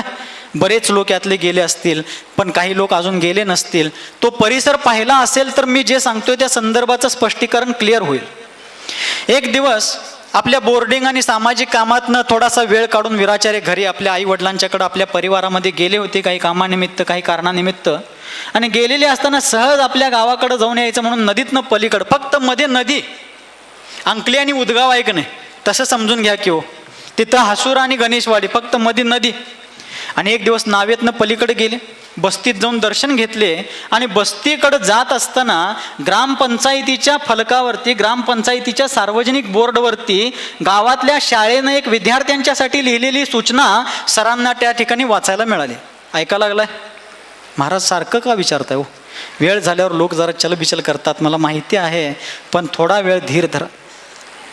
ज्या वेळेला सरांनी वाचलं की शाळेची सूचना शाळेच्या फळ्यावर लिहायची असते, पण त्यांनी म्हणजे शाळेच्या लोकांनी ग्रामपंचायतीच्या सार्वजनिक फळ्यावरती शाळेची सूचना विद्यार्थ्यांच्यासाठी लिहिली. सरांना काहीतरी क्लिक झालं. चटकन भगवंतांचं दर्शन करून झाल्यानंतर ते मंदिरातनं विद्या मंदिरात अर्थात शाळेत गेले. मुख्याध्यापकांच्या खोलीत जाऊन विचारतात, सर आपल्या शाळेची अमुक अमुक सूचना आपण ग्रामपंचायतीच्या फळ्यावरती लिहिलेली आहे, शाळेत फळे नाही आहेत काय? मुख्याध्यापकांचा चेहरा नर्वस झाला, निराश झाला आणि त्यांनी आपल्या शाळेच्या समस्या सरांना सांगायला चालू केले. आणि सांगता सांगता त्यांच्या तोंडातून शब्द आला, होय बाबासाहेब आपल्या शाळेत फळा नाही. नाही शब्द पूर्ण व्हायच्या आत वीराचार्य तिथनं उठले, थेट नदीतनं परत मळ्यात आले. मळ्यामध्ये आल्यानंतर घरात सागवानच्या लाकडाच्या चांगल्या चांगल्या झाडांच्या कापून ठेवलेल्या ज्या फळ्या होत्या त्या फळ्यांची एक मुळी बांधली, स्वतः डोक्यावरती घेतले, नदीमध्ये आले म्हणजे होडीतनं नावेतनं पलीकडे परत गेले. ती मुळी परत उचलून घेऊन शाळेत आले. मुळी तिथं मुख्याध्यापकांच्या खोलीच्या बाहेर ठेवले. सरांच्या हातात 50 रुपयाची नोट ठेवली. मुख्याध्यापक चक्रावले, चाललंय काय? त्यांच्या लक्षात आलं नाही. त्याने विचारलं, बाबासाहेब काय करताय? त्यावेळेला बाबासाहेब म्हणाले, सर ह्या फळ्या आणि या फळ्यांच्या फळा बनवून घेण्यासाठी 50 रुपयांची मजुरी, लवकर फळा तयार करून घ्या. ज्ञानामध्ये कोणताही खंड पडता कामा नये, शाळेतल्या विद्यार्थ्यांची गैरसोय होता कामा नये, लवकर फळ्या तयार करून घ्या. बघा, नुसता फळ्याच आणून दिल्या नाहीत, अथवा गणेशवाडीतल्या कुठल्या तरी धनदांडग्याच्या घरात जाऊन, अरे तुम्हाला तुमच्या गावची काय आबरू आहे का नाही, किंमत आहे का नाही, गावात पळा नाही, पैसे द्यायला येत नाही का नाही म्हणून दुसऱ्याला शानपणा सांगत बसले नाहीत. स्वतःच्या घरात जाऊन फळ्या आणले, त्या फळ्या स्वतःहून शाळेत पोहोचवले आणि फळ्याच दिले नाहीत. कारण पैसे असते तर शाळेनं स्वतःच फळा बनवला असता की याची जाणीव ठेवून, पैसे नाहीत हे लक्षात घेऊन त्यांनी फळ्या आणून देण्याबरोबरच फळ्यांचा फळा बनवण्यासाठी 50 रुपये सुद्धा मुख्याध्यापकांच्या हातावर ठेवले आणि चटकन तिथून निघून गेले. स्टेजवर गेले नाहीत पोरांच्या पुढं, पोरांनो तुमच्यासाठी फळ्यांचा फळा मी घेऊन आलोय म्हणून. काम करणारा माणूस असा असतो. वीराचार्य एक महान व्यक्तित्व होतं. वीराचार्य ओघवत्या वाणीचे धनी होते, पण फक्त आपल्या वक्तृत्वावरती ते मोठे झाले नव्हते, तर आपल्या आभाळा एवढ्या कर्तृत्वावरती हिमालयापेक्षा उत्तुंग व्यक्तित्व जोपासणारे असे वीराचार्यांच्या सारखे महान लोक आपल्या समाजात होऊन गेले. ते फक्त आपल्या कर्तव्याच्या बळावरती, आपल्या कामाच्या बळावरती. हे सगळे कार्यक्रम आपण आयोजित करतो, चांगली गोष्ट आहे. आज या कल्पद्रुम पतसंस्थेनं हा कार्यक्रम आयोजित केला आणि इतक्या लोकांच्या समोर हे वीराचार्यांचा जीवनपट मांडण्यासाठी त्यांनी एक मंच, त्यांनी एक या ठिकाणी प्लॅटफॉर्म निर्माण केला. त्याबद्दल त्यांचं करावं तितकं कौतुक थोडं आहे, ते अभिनंदनाचे पात्र आहेत. पण त्यांना मी सांगू इच्छितो, दरवर्षी तुम्ही अशा प्रकारचा कार्यक्रम, ही प्रबोधनाची चळवळ निर्माण करा, तुमच्या कार्याला यश येत जाईल. कारण 2024च्या समडोळी चातुर्मासमध्ये विजय पाटील, हे नेमगोंडा पाटील वगैरे सगळे समडोळीत आमच्याकडे धर्मसागरजी महाराज वगैरे यांच्याकडे आले होते. त्यांनी ही कल्पना, या कार्यक्रमाच्या आयोजनाची भावना व्यक्त केल्यानंतर आम्ही सुद्धा लगेच त्यांना उत्स्फूर्तपणे सांगितलं, काही नाही आम्ही येतोय. कारण वीराचार्य म्हणजे फक्त काही एका विशिष्ट वर्गाचे नव्हे, वीराचार्य म्हणजे अखिल मानव जातीच नव्हे, प्राणी मात्रांच्यासाठीचा एक दीपस्तंभ आहे. कारण तो दीपस्तंभ की जो भरमध्य समुद्रामध्ये उभारलेला आहे, रात्रंदिवस आपल्या प्रकाशानं समुद्रातून वाहत जाणाऱ्या, समुद्रातून प्रवास करत जाणाऱ्या जहाजांना अंधाराच्या वेळेला कुठल्या तरी खडकावरती आदळून उद्ध्वस्त होण्यापासून वाचवण्याचं जीवित कार्य घेऊन, उराशी बाळगून तो दीपस्तंभ त्या ठिकाणी जसा उभारलेला असतो, तसंच वीराचार्य एक दीपस्तंभ आहेत की ज्यांनी संपूर्ण मानव जातीसाठी, तरुण पिढीसाठी या प्रकारचा प्रकाश प्रदान केला. पोरांच्यासाठी विद्या विवाद आहे. दुर्जन व्यक्ती विद्येचा उपयोग विवादासाठी करतो आणि सज्जनानं ज्ञानदानासाठी केला. मराठी साहित्यकारांनी एका ठिकाणी म्हटलं, ज्ञानी याच्या पालखीचे आम्ही सारे खांदेकरी. काय म्हणतात? ज्ञानी यांच्या पालखीचे आम्ही सारे खांदेकरी, उधळू फुले प्रकाशाची अंधाराच्या वाटेवरी, उधळू फुले प्रकाशाची अंधाराच्या वाटेवरी. वीराचार्यांच्यासारखी माणसं अंधाराच्या वाटेवर प्रकाशाची फुलं उधळत, ज्ञानाचा प्रकाश पसरवत, ज्ञानाच्या पालखीला खांदा देत निरंतर त्याचा प्रचार प्रसार करत फिरतात. या भारतामध्ये अनेक लोक झाले ज्यांनी या समाजासाठी, या देशासाठी आपलं हौतात्म्य, आपलं बलिदान दिलं. पण वीराचार्यांनी आहारदान, औषधीदान, अभयदान, ज्ञानदानाबरोबर समयदान, श्रमदान आणि वेळ आलीच तर प्राणांचं बलिदान देण्याची तयारी ठेवून काम केलं. आणि ते करत असताना धनम मदाय, दुर्जन व्यक्ती धनाचा उपयोग कशासाठी करतोय? अहंकारासाठी करतोय. पण सज्जन व्यक्ती दानाय, दानासाठी करतो. कालच निमगोंडा पाटील जे या पतसंस्थेचे चेअरमन आहेत, सहजच आले होते, बसले होते आणि वीराचार्यांचा विषय चाललेला असताना त्यांनी एक प्रसंग सांगितला की बऱ्याच वेळेला वीराचार्य बाबासाहेब कुचनुरे ज्यावेळेला हासूर गावात यायचे, गावात पोरांच्या बरोबर, सेवादलांच्या पोरांच्या बरोबर बसून काहीतरी पुढची ध्येय धोरणं ठरवायचे आणि तिथून परत घराकडे जात असताना ते बन्यान आणि अंडरवेअरवरती जायचे, अंतर्वस्त्रावरतीच ते घराकडे जायचे. येताना घरातनं गावात येत असताना गांधी टोपी आणि आपला अंगरखा आणि विजार घालून गावात आलेले वीराचार्य घराकडे जाताना मात्र फक्त बनियान आणि अंडरवेअरवरती जायचे. मी विचारलं, असं का हो? त्यावेळेला त्यांनी सांगितलं की आमच्या गावात ऊस तोडायच्या साखर कारखान्याच्या हंगामामध्ये ऊस तोडायच्या वेळेला ऊस तोडीशी ज्या टोळ्या यायच्या, फडकरी यायचे, त्यांची हालाकीची आणि परिस्थिती पाहून, त्यांची फाटकी लखतर पाहून घराकडे जात असताना वीराचार्यांनी अंगावरची कपडे देखील काढून त्या टोळीतल्या दिनहीन माणसांना दिले. मतितार्थ हा माणूस, आपल्या स्वतःचा जीव सुद्धा धोक्यात घालायला कधी मागं पुढं न पाहणारा माणूस त्या लोकांच्यासाठी आपले कपडे सुद्धा काढून त्या लोकांच्यापर्यंत पोचायचा. आपल्या पैशाचा दुरुपयोग आणि अहंकार करणारी लोक कोणीकडं, आणि हा माणूस लोकांची आबरू झाकण्यासाठी आपल्या अंगावरचे कपडे काढून त्यांना देणारा माणूस कोणीकडं. एका ठिकाणी एका मराठी विचारवंतांनी म्हटलं, अख्खी हयात गेली वाचून पुस्तकांना. पुस्तकं वाचण्यात अख्ख्या हयात गेली. ग्रंथालयातल्या सगळ्या ग्रंथांची चाळण झाली, एवढ्या वेळेला आम्ही पानं पलटली. पण ते विचारक म्हणतात, अख्खी हयात गेली वाचून पुस्तकांना, पण चेहरे कुणाचे मज वाचता न आले. दुसऱ्यांच्या चेहऱ्यावर काय व्यथा आहेत, काय वेदना आहेत, त्याच्या डोळ्यातले अश्रू मी पुसू शकतो का? त्याच्या चेहऱ्यावरती आनंद पाहण्यासाठी, त्याला आनंदित करण्यासाठी मला काहीतरी करता येईल का? ही संवेदनशीलता असणारी माणसं फार थोडी. वीराचार्यांनी आपल्या अंगावरचे कपडे काढून ती लखतर लोंबकळणाऱ्या माणसांची आबरू वाचवण्यासाठी कपडे सुद्धा काढून दिले. ज्यावेळेला ते घरी जायचे, त्यांचे वडील त्यांना विचारायचे, अरे BA LLB केलास, BCom केलास, तरणा झालास, कमावता झालास, आमच्या म्हातारपणात काहीतरी आणून कमवून आम्हाला देशील असा विचार करत होतो, पण तुलाच दर महिन्याला तिथं डबा पाठवण्यासाठी 60 रुपये मला त्या डबेवाल्याला द्यायला लागतात, कसं काय रे? सर म्हणाले, बाबा, त्यांच्या वडिलांना म्हणाले, बाबा इथनं पुढं समाजात मी जातोय, माझ्या जेवणाची व्यवस्था होईल, तुमचे आशीर्वाद तर आहेतच, परंतु माझ्या जेवणाचा डबा पाठवायचा बंद करा. तो डबा बंद केल्यानंतर जे 60 रुपये वाचतील, तुमच्याजवळ राहतील, तीच मी तुम्हाला दिलेली कमाई असं समजा. पण माझे पैसे मी तुम्हाला कधी देऊ शकत नाहीत, कारण माझी कमाई ही समाजासाठी, गोरगरिबांच्यासाठी, दिनहीनांच्यासाठी, लाचारांच्यासाठी, गरजूंच्यासाठी माझी कमाई आहे. आई कधीतरी रागवायची, अरे स्वतःच्या तब्येतीकडे लक्ष दे, कसा वाढलायस बघ. त्यावेळेला विषय बदलायचे आणि म्हणायचे, आई बोर्डिंगमध्ये तुझ्या लाडूची फार प्रशंसा करतात ग. बोर्डिंगच्या पोरांना लाडू बांधून दे म्हणत नव्हते. काय म्हणणार? स्तुती एक असा विषय आहे, कौतुक एक असा विषय आहे, कुठल्याही माणसाचं जरा कौतुक झालं तर तो माणूस लगेच ते काम करायला तयार होतो. मग ते आईला म्हणायचे, आई लाडू फार छान बांधतेस, बोर्डिंगमधली पोरं तुझ्या लाडूची फार कौतुक करतात.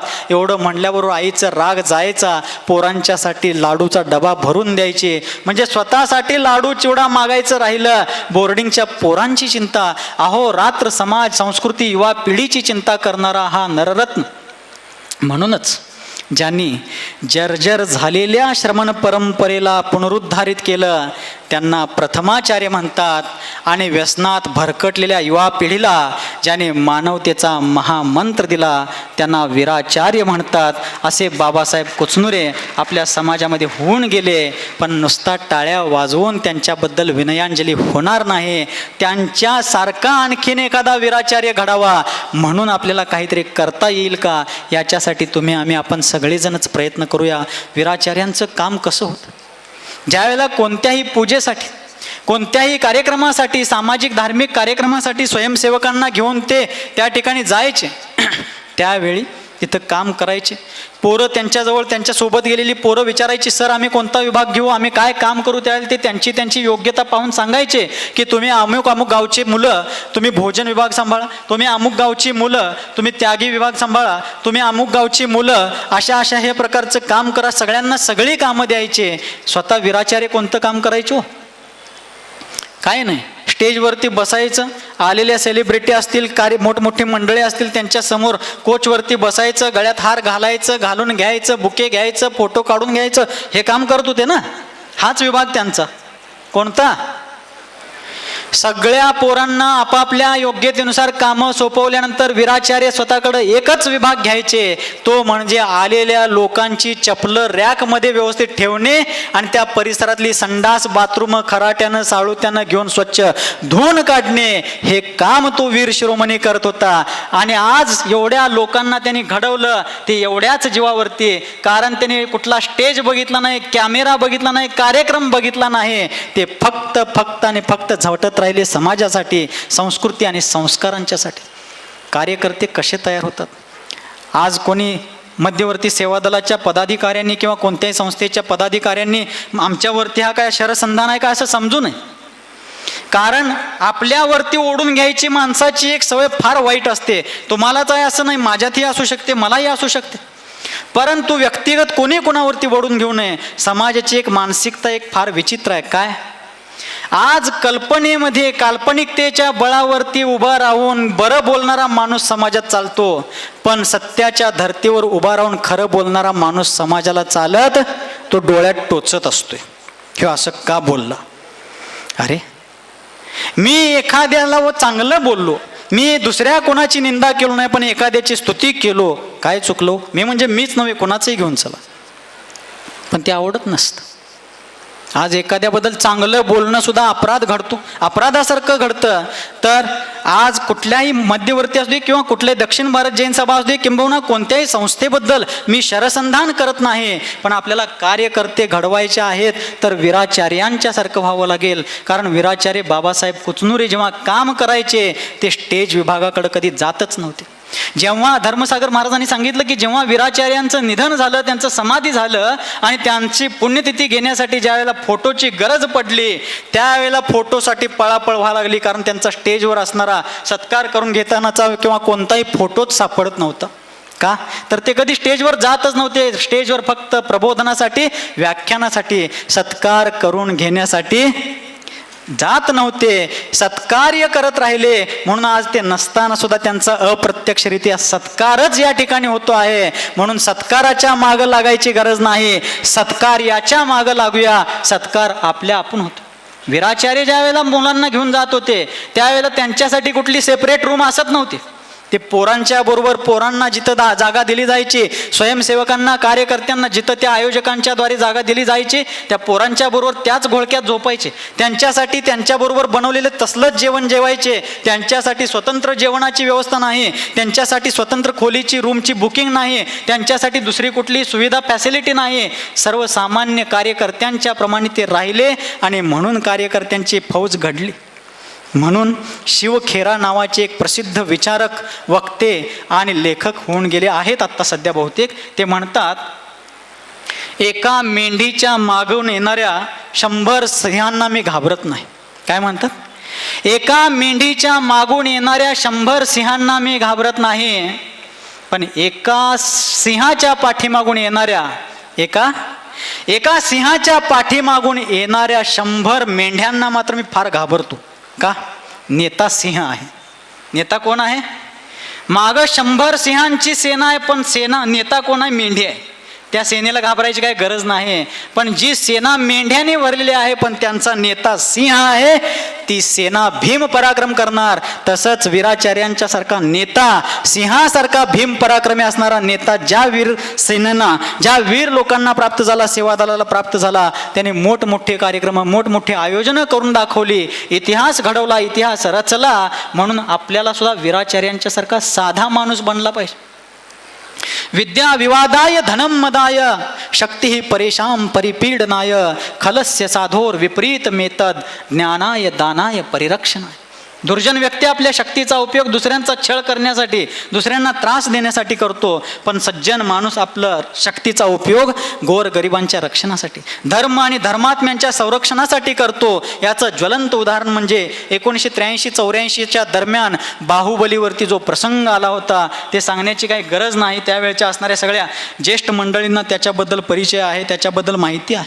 बाहुबलीवरती जो प्रसंग धर्मसंकटाचा आला होता, त्यावेळी गुरुदेव समंतभद्रजी महाराज, येलाचार्य विद्यानंदजी महाराज आणि त्याचबरोबर शरयूताई दप्तरी वगैरे त्या लोकांनी आणि त्यांच्या कार्याला मूर्त रूप देण्यासाठी हजारो युवकांची सेना घेऊन एक धडाडीचा सेनापती, एक रणशार्दूल त्या ठिकाणी उभा होता. आपल्या शक्तीचा उपयोग धर्म रक्षणासाठी करण्यासाठी त्या ठिकाणी वीराचार्य बाबासाहेब कुचनुरेंची सेना बाहुबलीच्या डोंगराला घेरा घालून उभे होते. सिद्धी जोहरनं पन्हाळ्याचा वेढा शिवाजी महाराजांना मारण्यासाठी घातला होता. बाबासाहेबांनी बाहुबलीला वेढा बाहुबलीलाच नव्हे धर्माला तारण्यासाठी घातला होता.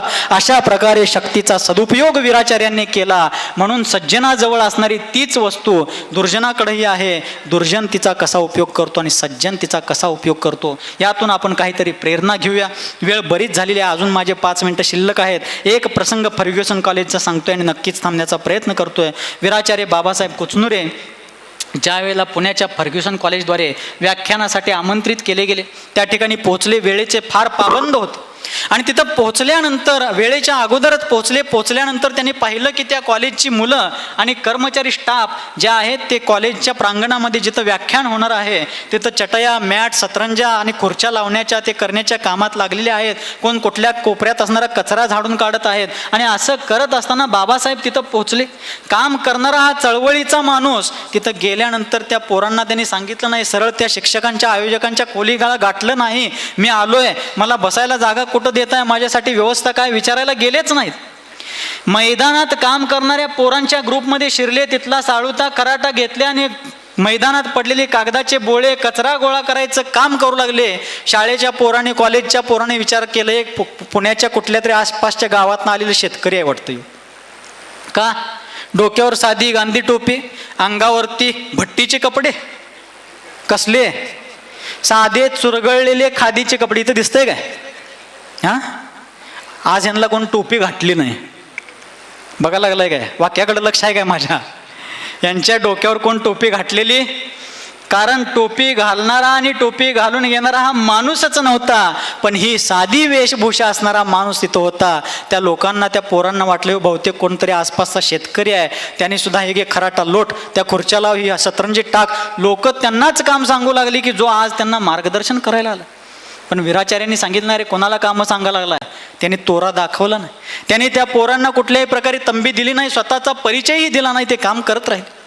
सगळं झालं, अंतरून पांघरून सगळं झाल्यानंतर विद्यार्थी आपापल्या जागी बसले. आयोजक मंचवरती आले. अनाऊन्स करणाऱ्या सूत्रसंचालकाने अनाऊन्स केलं की आजचे प्रमुख वक्ते ॲडव्होकेट वीराचार्य बाबासाहेब कुचनुरे जर इथं आले असतील, कृपया त्यांनी मंचवरती या. त्यावेळी बाबासाहेब कुठून आले? पोरांच्या घोळक्यात त्यांच्यासोबतच ते बसले होते. फर्ग्युसन कॉलेज कदाचित बघितलं असाल आपण. त्या कॉलेज समोरच्या रस्त्यावरनं चालत असताना पाय मेटाकुटीला येतात एवढा लांब परिसर. अशा इंग्रजकालीन कॉलेज, प्रसिद्ध कॉलेजच्या त्या शेकडो विद्यार्थ्यांमधून वीराचार्य साधेपणानं मंचवरती आले. संचालकांच्या जवळ गेले. त्यांना म्हणाले, नमस्कार, मीच आज तुमचा प्रमुख वक्ता बाबासाहेब कुचनुरे. अहो या या या बसा म्हणले. त्यांचं स्वागत सत्कार समारंभ करण्याचा प्रयत्न केला, त्यांनी ते स्वीकारलं नाही. व्याख्यानाला सुरुवात झाली आणि ओघवत्या भाषेमध्ये त्यांनी अत्यंत सुंदर आणि मार्मिक भाषण केलं. आणि त्यामध्ये शाकाहार, व्यसनमुक्ती, माणुसकी, आईवडिलांच्या प्रती असणारं कर्तव्य, राष्ट्राप्रती असणारं आपलं दायित्व, या सगळ्या विषयांवरती मार्मिकपणे प्रकाश टाकला. ते प्रकाश टाकत असताना, त्यांचं उद्बोधन होत असताना समोरून नाकातून सुरसुर आवाज येत होता, डोळ्यातून अश्रूंचे ओघ ओघळत होते. त्याच वेळेला आयोजकांचं मंचवरून लक्ष गेलं. आयोजक कोड्यात पडली, पोरं रडायला का लागल्यात? वीराचार्यांची ओघवती वाणी जसजशी रंगात येऊ लागली तसं कॉलेजमधली संवेदनशीलता वाढत गेली. त्यांनी आपलं व्याख्यान संपवलं, आपल्या स्थानावरती बसले. तितक्यात एक कॉलेजमधल्या त्या ग्रुपचा लीडर, कॉलेजच्या विद्यार्थ्यांचा प्रमुख मंचवरती आला. संयोजकांच्याकडून, सूत्रसंचालकांकडून त्यांनी माईक घेतला आणि सांगितलं की सर, आज आम्ही आमच्या सर्व विद्यार्थ्यांकडून आजच्या प्रमुख वक्त्यांची क्षमा मागतो, हात जोडून नम्रतापूर्वक माफी मागतो, कारण आम्ही एक घोर अपराध केलेला. हे आमचे आजचे जे वक्ते आहेत, साधी वेशभूषा, साधी राहणीमान आणि उच्च विचार याचं मूर्तिमंत उदाहरण म्हणजे आजचे वक्ते आहेत. हे आम्हाला आज दिसलेलं आहे, पटलेलं आहे. कारण ज्या वेळेला आम्ही हे मैदानातलं सगळं साफसफाई, अंतरणे पांघरणे सगळं करत होतो, त्यावेळेला हे इथं काम करतो ते आम्हाला वाटलं कोणीतरी आजूबाजूचा माणूस व्याख्यान ऐकायला, भाषण ऐकायला आला असेल, म्हणून आम्ही पण त्यांना आमच्या डिग्रीच्या, आमच्या ज्ञानाच्या, आमच्या कॉलेजपणाच्या अहंकारामुळे त्यांना कामं सांगितली. पण त्याने आम्हाला सांगितलं नाही की मी अमुक ॲडव्होकेट आहे, मी वक्ता आहे, मी तुमचा प्रमुख पाहुणा आहे, काही सांगितलं नाही. ते काम करत राहिले. पण आम्ही मूर्खपणानं त्यांची अवहेलना केली, त्यांची टिंगल टवाळी केली, त्यांच्यावर हसत राहिलो, त्यांना कामं सांगत राहिलो. पण आज त्यांनी आम्हाला आमच्या जीवनाचा अर्थ सांगितला, आमचे डोळे उघडावेत असं मार्गदर्शन केलं. आम्ही क्षमा याचना करतो. आणि त्यावेळेला आयोजकांना लक्षात आलं की ह्या प्रमुख वक्त्यानं व्याख्यानाच्या अगोदर त्या ठिकाणी वक्तृत्वाच्या अगोदर कर्तृत्व गाजवलेलं आहे आणि मग मंचवरती येऊन वक्तृत्वाच्या द्वारे मानवतेचा महामंत्र सांगितलेला आहे. हे आयोजकांना नंतर कळलं, म्हणून वीराचार्य महान झाले. असे वीराचार्य बाबासाहेब कुचनुरे त्या दिवशी व्याख्यान फर्ग्युसन कॉलेजमध्ये देतात आणि त्या कॉलेजमधल्या शेकडो विद्यार्थिनींनी व्यसनमुक्तीचा, शाकाहाराचा आजीवन संकल्प त्यांच्या साक्षीनं घेतला. कारण वीराचार्यांनी आधी केले मग सांगितले. अशा प्रकारे आदर्श पाठ त्या ठिकाणी घालून दिला. असं महान व्यक्तित्व आमच्या तुमच्या दुर्भाग्यानं वयाच्या फक्त 34व्या वर्षी म्हणजेच 16 ऑगस्ट 1988 रोजी आपल्यातून निघून गेलं. सर्वत्र त्यांच्या आजारपणानं चिंतेचे ढग व्यापले होते.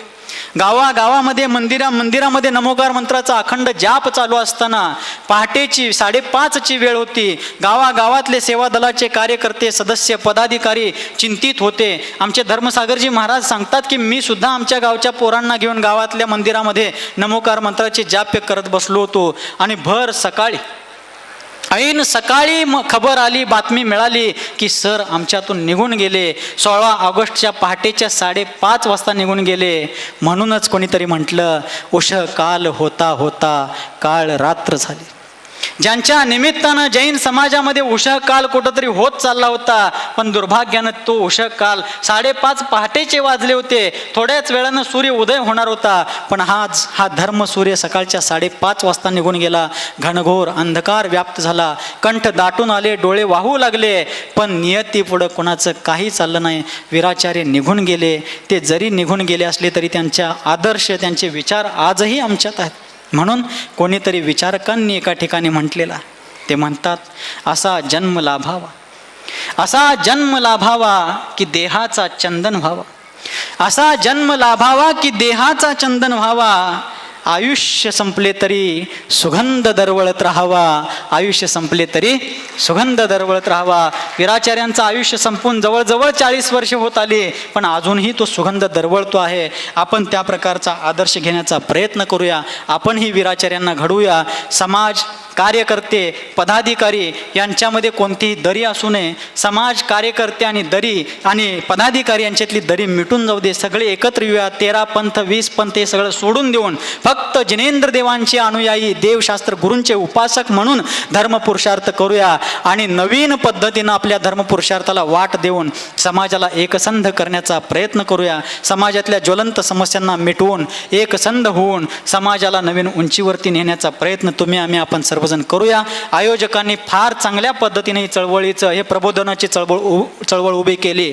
असंच कार्य प्रत्येक वर्षी किंबहुना प्रत्येक महिन्यात जर करता आलं तर चांगलीच गोष्ट आहे. त्यांच्याकडून आणि आपल्या सगळ्यांच्याकडूनच अशा प्रकारचं समाजकार्य व्हावं ही मंगलमय भावना व्यक्त करतो.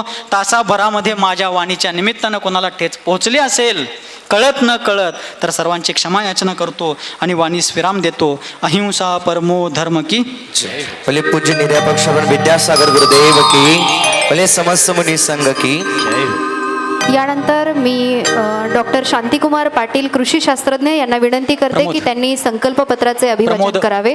माननीय डॉक्टर शांतिकुमार पाटील. सर्व श्रावकांना विनंती आहे की आपल्या सायंभोजनाची व्यवस्था केलेली आहे आणि फक्त आपल्याचसाठी केलेले असल्यामुळे सर्वांनी त्याचा आवर्जून आस्वाद घ्यायचा आहे. कारण अन्न हे पूर्ण ब्रह्म असं आपण म्हणतो आणि त्याची नासाडी होऊ नये या सगळ्यांची आपली जबाबदारी आहे. या सोहळ्यानिमित्त एक संकल्पपत्र तयार केलं आहे की वीराचार्यांचं कार्य किंवा त्यांचा विचार आपण संकल्प वाचतोय. मी आज प्रतिज्ञा करतो की मी स्वतः आयुष्यभर निर्व्यसनी व शाकाहारी राहीन. तसेच मी माझ्या संपर्कात येणाऱ्या माझ्या सर्व सहकारी यांनाही संकल्प सिद्धीस नेण्यास प्रयत्न करीन, असे मी या वीराचार्य कार्यगौरव सोहळ्यानिमित्त अभिवाचन देतो. हा संकल्पपत्र सर्वांकडे दिलेला आहे. जाताना याची कॉपी मात्र त्या बॉक्समध्ये आवर्जून सर्वांनी टाकावी ही या ठिकाणी मी सर्वांना विनंती करतो. आणि महाराजजी भविष्यामध्ये देखील अशा पद्धतीचं सत्कार्य करण्यासाठी हे नियोजन समिती कार्यतत्पर राहील असं मी अभिवाचन देतो आणि थांबतो. धन्यवाद. धन्यवाद. यानंतर कार्यक्रमाचे आभार मानण्यासाठी मी निमंत्रित करते CEO स्वाभिमानी डेअरी उदगाव माननीय श्री महावीर पाटील साहेब. सर्वांना जय जिनेंद्र. कोणत्याही कार्यक्रमाचा शेवट गोड होण्याच्या दृष्टीने मी आज आभार मानण्यासाठी इथं उपस्थित आहे. या कार्यक्रमासाठी आम्हाला वीराचार्य कार्यगौरव सोहळ्यासाठी ज्यांचे मंगल सान्निध्य व आशीर्वाद लाभले ते निर्यापक श्रमण 108 श्री विद्यासागरजी मुनी महाराज व सहसंघ यांचे मी आयोजकच्या वतीने मनापासून ऋण आहे. तसेच जे आता आपणास प्रबोधन केले ते सुप्रसिद्ध व्याख्याते माननीय श्री नितीन मानगुडे सर, आपले लोकप्रिय माझे खासदार राजू शेट्टी साहेब, आमदार यड्रावकर साहेब, तसेच अरेंद उद्योग समूहाचे उत्तम पाटील साहेब,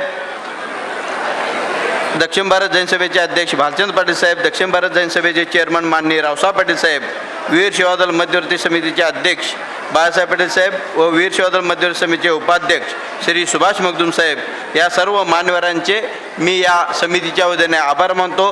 तसेच हे कार्यगौरव सोहळा पार होण्यासाठी ज्याने आर्थिक मदत व जाहिरातच्या माध्यमातून आम्हाला भरपूर मदत केलेली आहे त्या सर्वांचे, त्यामध्ये शरद सहकारी साखर कारखाना, अरिहंत उद्योग समूह, शरद इन्स्टिट्यूट यड्राव, जवाहर सहकारी साखर कारखाना व इतर संस्था, सर्व उपस्थित पदाधिकारी, श्राविकांचं मी या समितीच्या वतीनं आभार मानतो व असेच हे चळवळ आम्ही कायम पुढे नेऊ असे मी ग्वाही देतो. तसेच स्मारकासाठी सुनील बाबूराव डिग्रजे यांनी आता आत्ताच एक चिठ्ठी आली आहे. सुनील बाबूराव डिग्रजे जयसिंगपूर यांनी वीराच्या स्मारकसाठी 1 लाख रुपये देणगी देण्याची जाहीर केली आहे. त्यांचे हार्दिक हार्दिक आभार. कुचनुरे परिवारातील जे मेंबर आहेत त्यांनी सर्वांनी स्टेजवर यायचं आहे. कुचनुरे परिवारातील सर्व मेंबर स्टेजवर यायचं आहे. सर्वांना जेवणाची व्यवस्था आहे, वासाची व्यवस्था आहे, नियोजन अगदी व्यवस्थित केलं आहे. कुणाला वेळ लागणार नाही, तर सगळ्यांनी प्रसाद घेऊनच जायचं आहे. धन्यवाद. शेवटी अजूनही मला पहाटेची स्वप्न पडत आहेत. एवढ्याशा अंधारानं मी निराश होणार नाही. अजूनही मला वसंताची चाहूल लागते आहे. एवढ्याशा पानगळीनं मी हताश होणार नाही. आता वाटते की आजूबाजूचे गवत थोडे सुकते आहे, पण तरी सुद्धा अजूनही अंगणातली तुळस जिवंत आहे. त्याच अंगणातील तुळशीला पाणी घालण्याचं काम आणि वीराचार्यांच्या या कार्यांचं, विचारांचं जागर घालण्याचं काम इथून पुढच्या आयुष्यात तुम्ही आम्ही करत राहूया, एवढीच सदिच्छा या निमित्ताने व्यक्त करते. आणि यापुढील सर्व सूत्रे संगीतकार अक्षय जिनपाल पाटील यांच्याकडे सुपूर्द करते. जिनवाणीने या कार्यक्रमाची सांगता होईल याची नोंद घ्यावी. अमर रहे, अमर रहे, वीराचार्य अमर है, अमर रहे, अमर रहे.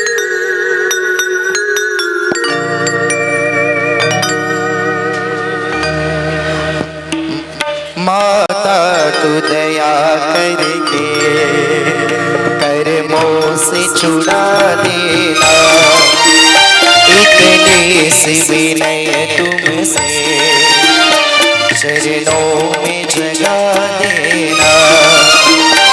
माता आज मैं भटका हूँ माया के अंधेरे में, कोई नहीं मेरा है इस कर्म मेरे में, कोई नहीं मेरा है तुम धीर बना देना, इतने से विनय तुमसे चरणों में जगा देना. जीवन के चौराहे पर मैं सोच रहा कब से, जाऊं तो किधर जाऊं ये पूछ रहा तुमसे, पथ भूल गया हूँ मैं तुम राह दिखा देना, इतने से विनय तुमसे चरणों में जगा देना. लाखों को बारा है मुझको भी उभारो माँ, मझधार में गया उसको भी गिरा दो माँ, मझधार में भटका हूँ उसे पार लगा देना, इतने से विनय तुमसे चरणों में जगा देना. माता तू दया करके कर्मों से छुड़ा देना, इतने से विनय तुमसे